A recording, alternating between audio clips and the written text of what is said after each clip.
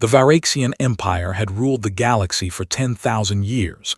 They had conquered over 200 species and controlled more than 50,000 worlds. Their ships were massive. Their weapons were powerful. Their armies numbered in the trillions. No one had ever defeated them in battle. No one had ever come close. The Varaxians believed they were destined to rule forever. When their scouts first discovered Earth, they laughed. The planet was small. The people were primitive. They had only just started sending metal boxes into space. They still fought wars with each other over lines drawn on maps. They burned dead plants for energy.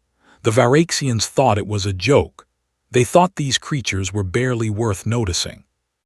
"This species calls itself intelligent," Admiral Corax said as he looked at the report. He was a tall creature with gray skin and 6 arms. His eyes were black and cold. "They cannot even leave their own star system. They are still playing with rocks and fire." "They have nuclear weapons, Admiral," his assistant said carefully. "They have killed millions of their own kind with them. Perhaps we should not underestimate them." Corax waved one of his hands in dismissal. "Nuclear weapons are toys. Our shields can stop anything they throw at us. This conquest will take 3 days at most. Maybe 2 if they are smart enough to surrender quickly." The Varaxian High Council agreed with his assessment. Earth was designated as a Category 1 world, the lowest threat level in their system. They sent a single invasion fleet of 50 ships. It was the smallest force they had used in 1,000 years. They did not even send their best soldiers. Why waste good warriors on farmers and primitives? The fleet arrived in Earth's solar system on a Tuesday morning. They came out of hyperspace near Jupiter and immediately sent a message to Earth. The message was simple and direct: surrender or die. They gave humanity 12 hours to respond. They expected the humans to fall on their knees and beg for mercy. That was what every other species had done. What they did not know was that humanity had been watching the stars for a long time. They had radio telescopes and satellites scattered throughout the solar system. They had seen the Varaxian fleet coming 3 days before it arrived. The governments of Earth had been arguing about what to do ever since. Emergency meetings were held in every capital. Some wanted to surrender. They said it was the only way to survive. Some wanted to fight. They said it was better to die free than live as slaves. Some wanted to run. They said maybe they could escape to Mars or the moons of Jupiter. In the end, they did what humans always do when faced with a threat. They got angry, they got stubborn, and they refused to give up. The response came in 11 hours. It was not a surrender. It was a single word in every Earth language, broadcast on every frequency the humans could manage. The word was no. Admiral Corax was confused. No species had ever refused the Varaxian Empire before. Even the mightiest civilizations knew better than to fight against them. He decided to teach these primitives a lesson they would never forget. He ordered his fleet to destroy one of their major cities as a demonstration of power. They chose a city called Moscow. It was large and cold, and destroying it would show the humans what they faced. The fleet moved into position and prepared to fire their weapons. The Varaxians were confident. This would be easy. That was when the first missile hit them. Earth had launched every nuclear weapon it had. Over 15,000 warheads screamed through the darkness of space toward the alien ships. The missiles came from submarines and silos and aircraft. They came from every nation on Earth. For once, humanity was united in a single purpose. They were going to fight. The Varaxians detected the missiles immediately and activated their shields. The shields held against the first wave. They held against the second wave. They began to flicker on the third wave. The Varaxians had never faced this many weapons at once. Their shields were designed to stop precision strikes, not overwhelming barrages. By the time the fourth wave arrived, 3 Varaxian ships had lost their shields completely. The nuclear weapons tore them apart like paper in a fire. The explosions lit up the darkness of space brighter than the sun. The remaining ships pulled back in shock.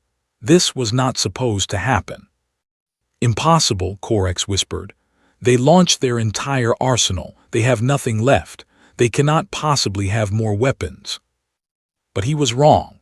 While the nuclear weapons had been flying toward the fleet, Earth scientists had been working on something else. They had captured fragments from one of the destroyed ships. Pieces of alien technology had fallen to Earth, and teams of researchers had recovered them.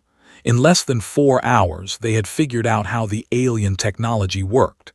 In 8 hours, they had built their own version. The first human energy weapon was crude and ugly. It was powered by 6 nuclear reactors welded together in a mess of cables and pipes. It took 1,000 engineers to aim it. The whole contraption barely held together. But when it fired, it punched a hole straight through a Varaxian battleship. Corax watched in horror as another of his ships exploded. Then another, then another. The humans were learning too fast. They were adapting too quickly. In the space of 1 hour, his fleet of 50 ships was reduced to 12. He did the only thing he could do. He ordered a retreat. The surviving ships fled back into hyperspace. They returned to Varaxian space with a story that no one believed. A primitive species had driven them back. A planet of savages had destroyed most of their fleet. The High Council was furious. They had never heard of such a thing happening. You were defeated by creatures who still use wheels, High Commander Sethrix demanded. He was the leader of all Varaxian military forces, second only to the Emperor himself. This is a disgrace to everything our empire stands for. They are not what they appear to be, Corax said desperately. They learned our technology in hours. They built weapons to match ours in a single day. They are more dangerous than we thought. We should not underestimate them again. They are insects, Sethrix replied coldly. You were simply incompetent. I will handle this personally. I will show these primitives what happens when you challenge the Varaxian Empire. Sethrix assembled a proper invasion fleet, 500 ships, 2 million soldiers, weapons that could crack planets in half. This was a force that had conquered entire civilizations. He would not make the same mistake as Corax. He would destroy Earth so completely that no one would ever remember it existed.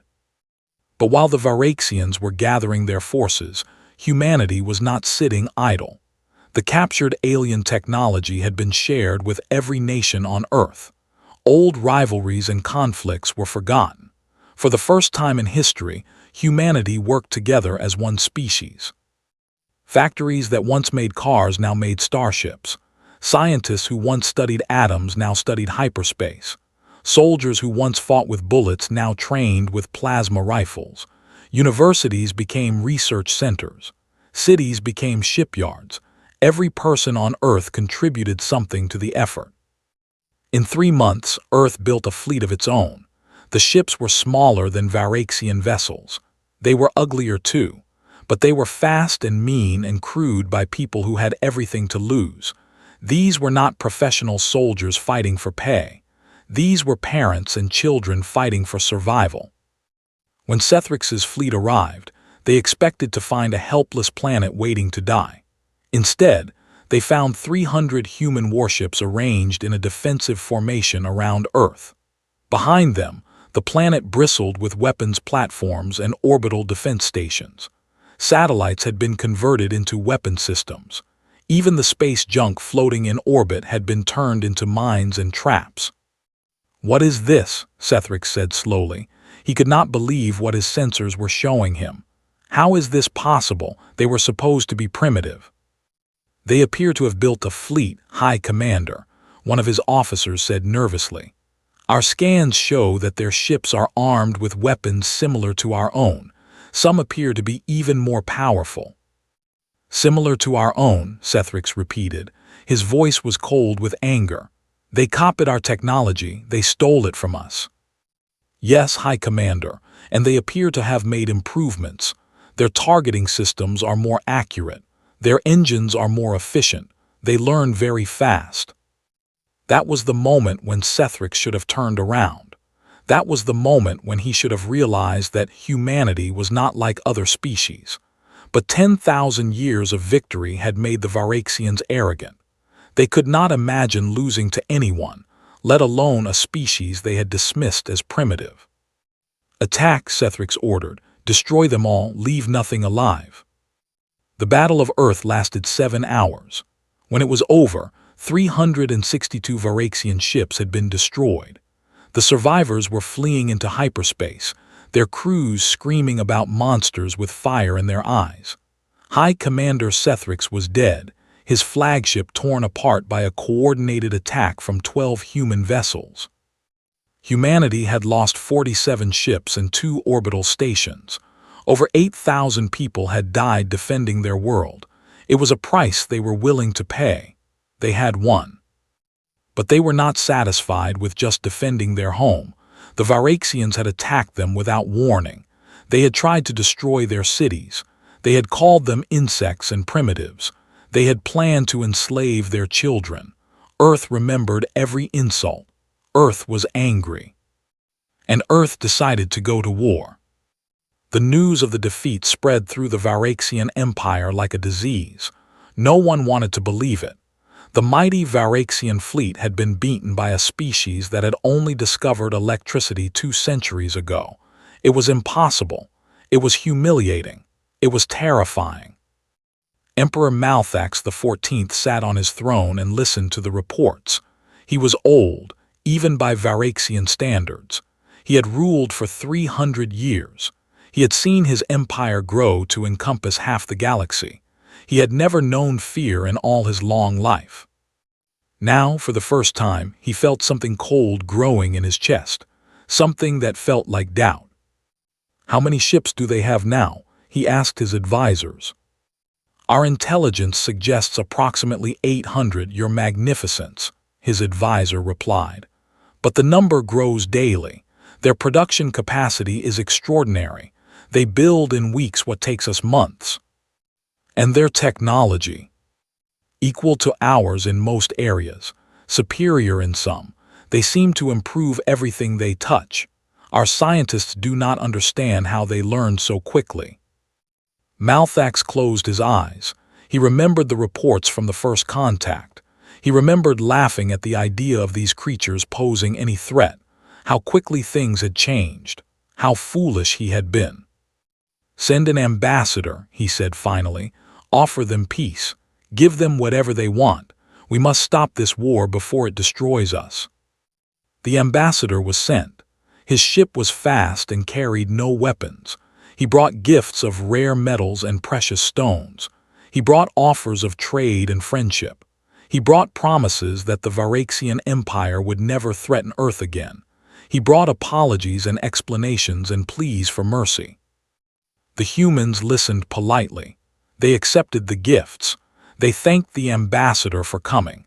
Then they told him to go home and deliver a message to his emperor. The message was simple.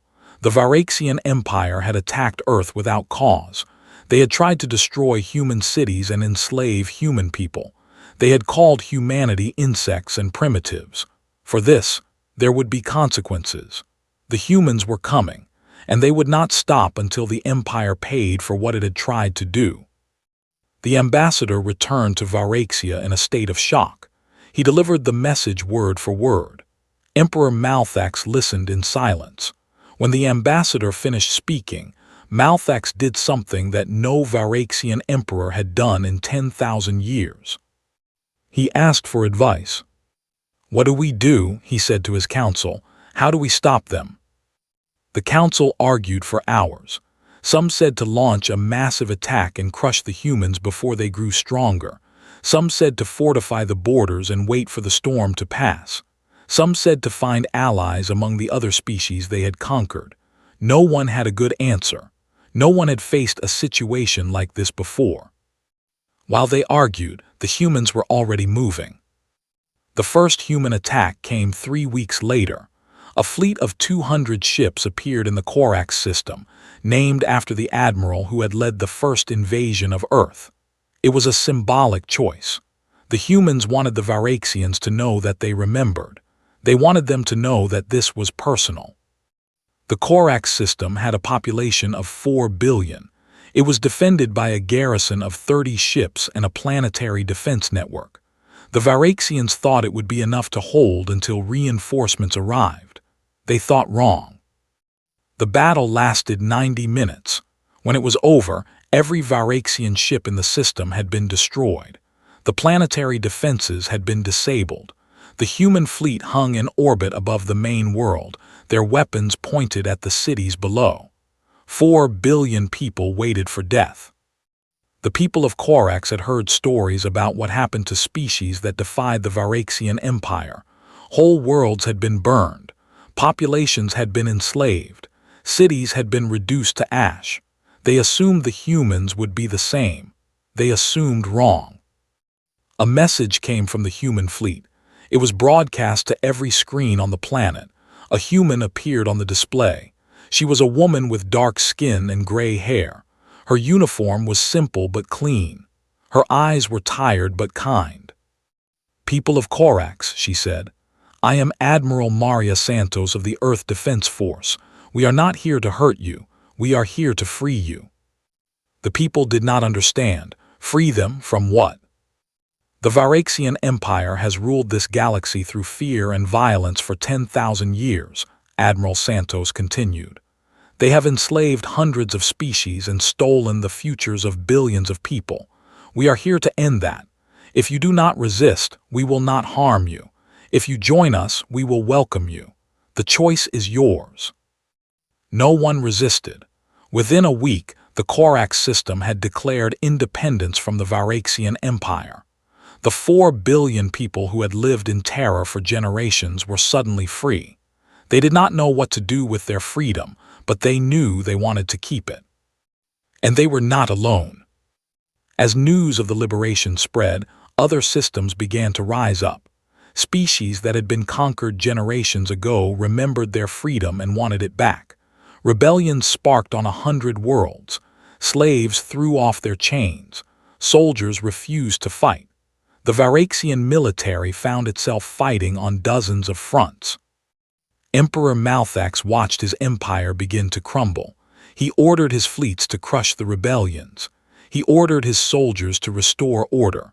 But there were too many fires and not enough water. Every time they put one rebellion down, 2 more sprang up somewhere else. Meanwhile, the humans kept coming. Their fleet had grown to over 1,000 ships now. They moved through Varaxian space like a knife through flesh. They attacked military targets and supply lines. They freed prisoners and liberated slaves. They spread a simple message everywhere they went: the Empire is dying. Join us and live. Fight us and fall. The Varaxian people began to lose faith. For 10,000 years, they had been told that they were the greatest species in the galaxy. They had been told that their empire was eternal and invincible. Now they watched human ships tear through their defenses like they were made of paper. They watched their legends crumble. 6 months after the war began, the humans reached the Varaxian home system. They came with 1,500 ships, the largest fleet ever assembled by humanity. They faced 2,000 Varaxian vessels, the last defenders of the empire. This would be the final battle. The battle was massive. Ships died by the dozens on both sides. Weapons that could destroy moons were fired in desperate salvos. For 3 days, the sky above Varaxia burned with the light of war. Neither side was willing to surrender. Neither side could afford to lose. In the end, the humans won. But it was not an easy victory. They lost 700 ships and 50,000 people. The survivors looked down at the Varaxian homeworld and wondered what came next. They had defeated the Empire. Now they had to decide what to do with it. Admiral Santos gave the order herself. No bombardment, no destruction. We are not them. We will not become the monsters we came to defeat. Human soldiers landed on Varaxia. They secured the government buildings and the military bases. They found Emperor Malthax hiding in his palace, surrounded by guards who had lost the will to fight. The emperor who had ruled half the galaxy was now just a frightened old man. The emperor was brought before Admiral Santos. He looked at the human woman who had destroyed everything his ancestors had built. He expected anger. He expected cruelty. He expected to die screaming. Instead, she offered him a chair and a cup of water. "Your empire is over," she said simply. "The systems you conquered are free. The species you enslaved are their own masters again, but we are not here to destroy you. We are here to show you a better way." "A better way?" Malthax laughed bitterly. "You have killed millions of my people. You have broken my empire into pieces. What better way is there than power? What else matters? The way of cooperation instead of conquest, the way of trade instead of tribute, the way of friendship instead of fear." Santos leaned forward. "Your empire was built on blood and suffering. It was always going to fall. We just happened to be the ones who pushed it over. Now you have a choice. You can cling to the old ways and watch your people fade into nothing, or you can join the new order we are building and find a place in a galaxy that is finally free." Malthax stared at her for a long time. He thought about his ancestors and their conquests. He thought about the throne he had inherited and the power he had wielded. He thought about the 10,000 years of glory that had led to this moment of defeat. Then he thought about the future, a future without war, a future without fear, a future where the Varaxian people could be something more than conquerors and tyrants. "What would you have me do?" he asked quietly. Santos smiled. It was the first time she had smiled in months. "Help us build something better." 5 years passed. The galaxy was a different place now. The Varaxian Empire was gone, replaced by something new. They called it the Galactic Confederation, a union of over 300 species working together for the first time in history. Earth was one of its founding members, but it was not the ruler. No one ruled the Confederation. That was the point. The humans had kept their promise. They had not conquered the species they freed. They had not taken Varaxian territory for themselves. They had helped build schools and hospitals. They had shared their technology freely. They had shown the galaxy that there was another way to live. Not everyone was happy, of course. Some Varaxians still dreamed of restoring their empire. Some species distrusted the humans and their motives. Some believed that the old order was better than the chaos of freedom. Change was never easy, and many resisted it. But for most people, life was better than it had ever been. Slaves were free. Wars were rare. Trade flourished between worlds that had once been enemies. Science advanced at a pace that would have seemed impossible a decade ago. The galaxy was healing from 10,000 years of tyranny. Admiral Santos retired from the military and became a diplomat. She spent her days traveling between worlds, helping to solve disputes and build bridges. She was old now, her hair completely white, but her eyes were still sharp and her mind was still keen. One day she received a message from Malthax. He was no longer emperor, of course. He had given up that title years ago. Now he was simply Malthax, a citizen of the Confederation like everyone else. The message asked her to come to Varaxia. He wanted to show her something. Santos made the journey. She landed on the planet where she had accepted the surrender of an empire.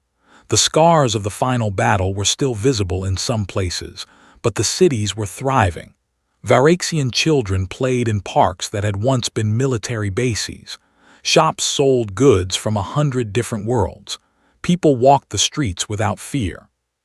Malthax met her at the spaceport. He looked older too, but there was something different about him. The cold arrogance was gone from his eyes. In its place was something that looked almost like peace. "Thank you for coming," he said.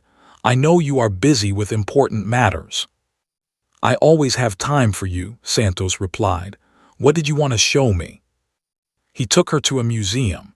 It was new, built in the last year. The building was simple but elegant, with walls of white stone and windows that let in the pale Varaxian sunlight. Inside, there were exhibits about the history of the galaxy. There were displays about the Varaxian Empire and its conquests. There were images of the war and its destruction. There were stories from the species that had been freed. But in the center of the museum there was something else, a statue. It showed two figures standing side by side, one Varaxian and one human. They were not fighting, they were shaking hands. "We call it the Monument to the New Beginning," Malthax said. "It commemorates the day you offered me peace instead of vengeance. It reminds us of what we can be when we choose cooperation over conflict." Santos looked at the statue for a long time. She thought about all the people who had died in the war. She thought about the fear and anger that had driven both sides. She thought about how close they had come to destroying each other completely. "It's beautiful," she said finally. "I wanted you to see it," Malthax said. "I wanted you to know that your choice mattered. When you could have destroyed us, you chose mercy. When you could have ruled us, you chose to set us free. That meant everything to my people." Santos shook her head. "It wasn't just my choice. It was humanity's choice. We had a chance to become conquerors ourselves, and we refused. We knew what kind of galaxy we wanted to live in, and it wasn't one built on fear and suffering." "How did you know?" Malthax asked. "How did you know that mercy would work? We had never shown mercy to anyone. We had only known power. You took a tremendous risk." "We didn't know," Santos admitted. "We hoped. We believed that people, even Varaxians, could change if given the chance.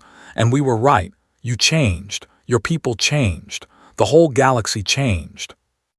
They stood in silence for a while, looking at the statue. Outside, the sun was setting, painting the sky in shades of orange and purple. Children laughed in the distance. "Do you ever regret it?" Malthax asked. "Do you ever wish you had destroyed us when you had the chance? We would have deserved it." Santos considered the question. She thought about the Varaxian soldiers who had killed her friends. She thought about the cities that had been bombarded. She thought about the hatred that had burned in her heart during the darkest days of the war. "No," she said finally. "I don't regret it. Revenge would have been easy, but it would have made us just like you. We fought the war to end tyranny, not to replace it with our own. If we had destroyed you, we would have lost ourselves." Malthax nodded slowly. "My ancestors would not have understood that. They believed that strength was everything, that mercy was weakness. They would have called you fools." "Your ancestors were wrong," Santos said. "Mercy isn't weakness. It's the hardest choice there is. It takes more strength to forgive than to destroy, and in the end, it's the only choice that leads to peace." They left the museum together as the stars came out. The Varaxian sky was filled with ships now, dozens of them moving between the homeworld and the orbital stations above. Some were Varaxian, some were human, some were from species that had been enemies for thousands of years and were now learning to be friends. "There's something else I wanted to tell you," Malthax said as they walked. "The Confederation Council has voted to create a new holiday. It will celebrate the day the war ended and the new era began. They want to call it Santos Day." Santos stopped walking. "They want to name a holiday after me. You changed the course of history. You showed us that there was a better way. The council felt it was appropriate." "I don't need a holiday. I was just doing my job. I was just doing what I thought was right." "That's exactly why you deserve one," Malthax said with a small smile. "Because you never wanted power. You never wanted glory. You just wanted to help. That is rare in this galaxy. It deserves to be remembered." Santos didn't know what to say. She had spent her life fighting and building and hopping. She had never expected to be thanked for it. She had just done what she thought was right. "Tell them thank you," she said finally. "But tell them to remember everyone who fought, everyone who died, everyone who chose peace over revenge. It wasn't just me. It was all of us." "I will," Malthax promised. "And I will make sure that story is told in every school, on every world, for as long as this confederation stands. The humans came to destroy an empire, and they built something better instead. That is a story worth remembering." They parted ways at the spaceport. Santos climbed aboard her ship and looked out the window at the Varaxian homeworld one last time. It was strange to think that she had once planned to conquer this place. Now it was just another world in a galaxy full of wonders. As her ship lifted off, she thought about the journey that had brought her here. She thought about the fear and the anger and the hard choices. She thought about all the people who had trusted her to lead them through the darkness. And she thought about the future, a future where Varaxian and human children would grow up together, where former enemies would become friends, where the galaxy would finally know peace. It was a good future. It was worth fighting for. Admiral Maria Santos leaned back in her chair and smiled. The war was over. The Empire had fallen, and something new was being born. 10 years after the war ended, a celebration was held on Earth. Representatives from every species in the Confederation came to the planet where it all began. They came to honor the anniversary of peace. They came to remember the past and celebrate the future. They came from every corner of the galaxy. The ceremony was held in a city called New Geneva. It had been built after the war, designed as a place where all species could meet and work together. Towers of glass and metal stretched toward the sky. Parks and gardens covered the streets. Ships from 100 worlds filled the spaceport. It was a place of hope. Among the guests was a young Varaxian named Karath. He was the grandson of Emperor Malthax, though he had never known his grandfather as an emperor. To him, Malthax was just an old man who told stories about a time when things were different, a time before the Confederation. Karath had grown up in the Confederation. He had human friends and Varaxian friends and friends from species whose names he could barely pronounce. He had never known war. He had never known fear. To him, peace was simply the way things were. He walked through the streets of New Geneva with wonder in his eyes. He had never been to Earth before. He had heard stories about it, of course. Everyone knew about the planet that had changed everything. But seeing it in person was different. "It's smaller than I expected," he said to his companion, a human girl named Alina. She was a student like him, studying interspecies relations at the Confederation Academy. "Smaller," Alina laughed. "What did you expect?" "I don't know, something bigger. Your people changed the entire galaxy. I thought your world would be more impressive." Alina shrugged. "It's just a planet. What made us different wasn't our size, it was our spirit. We refused to give up. We refused to surrender. That's what matters." Karath thought about that as they continued walking. He had read about the war in his history classes. He had seen the images and read the stories. But he had never understood how a single planet could defeat an empire that had ruled for 10,000 years. "My grandfather talks about your Admiral Santos sometimes," Karath said. "He says she was the bravest person he ever met. He says she showed him what true strength looks like." "She was brave," Alina agreed. "She passed away a few years ago. Did you know that?" "I heard. My grandfather was sad. He said she was his first true friend."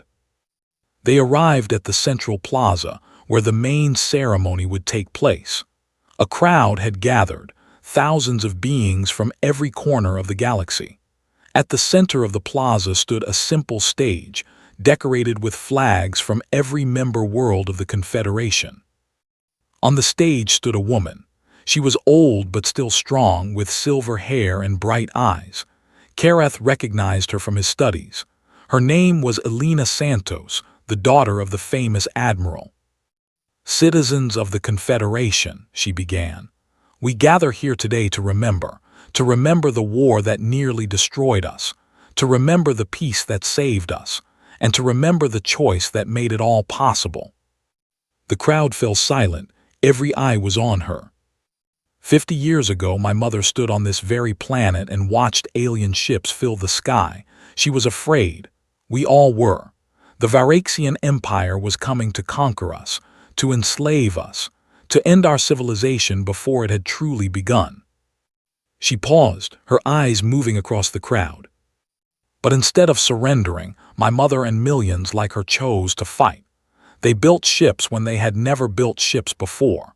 They learned technologies in days that should have taken decades. They faced an enemy that had never been defeated and refused to lose. And when they won, they faced another choice, a harder choice. They could have become conquerors themselves. They could have done to the Varaxians what the Varaxians had planned to do to them.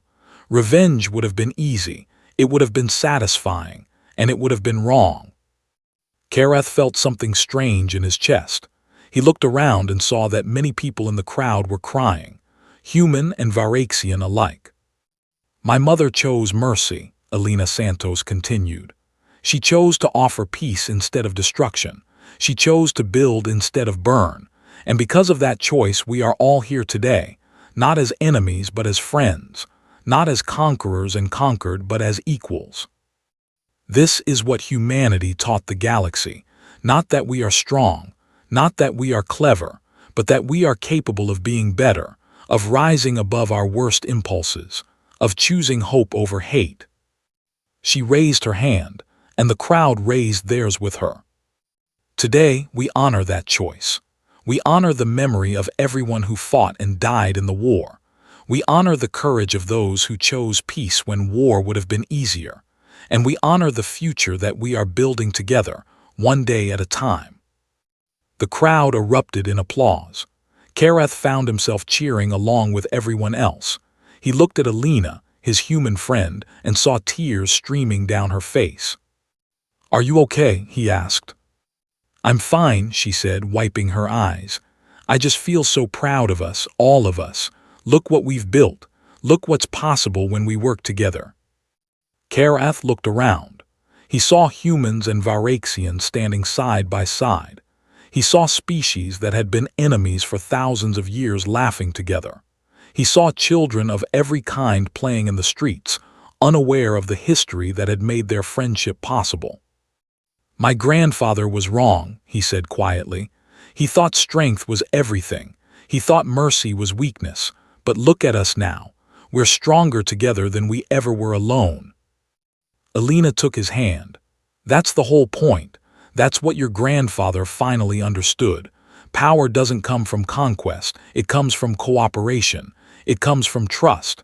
It comes from the simple choice to be better than we were yesterday." The ceremony continued, with speeches and songs and celebrations. As night fell, fireworks exploded over New Geneva, lighting up the sky with colors that had never existed in nature. Ships flew overhead in formation, a mix of human and Varaxian and a dozen other designs, all working together in perfect harmony.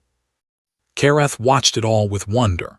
He thought about his grandfather and the empire he had once ruled. He thought about the war and the millions who had died. He thought about the choice that had ended it all and created something new.